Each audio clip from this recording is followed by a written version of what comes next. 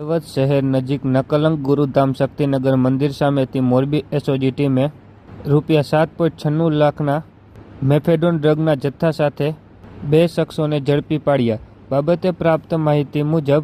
Morbi Ahmedabad highway પર હળવદ નજીક નકલંક ગુરુધામ શક્તિનગર મંદિર સામેથી મોરબી એસઓજી ટીમ દ્વારા ચોક્કસ ખાનગી બાતમીના આધારે નાર્કોટિક્સ માદક પદાર્થ મેફેડોન પાવડરના જથ્થા સાથે આરોપી કલ્પેશ મધુભાઈ નિમાવત અને અહેમદ દાઉદભાઈ સુમરાને મારુતિ બ્રેઝા કાર નંબર GJ36AC4325માંથી 79.68 ગ્રામ ડ્રગના જથ્થા સહિત કુલ ₹7,96,800ના મુદ્દામાલ સાથે ઝડપી પાડી પોલીસે બંને આરોપીઓ પાસેથી 41,000ની રોકડ રકમ, 3 મોબાઈલ ફોન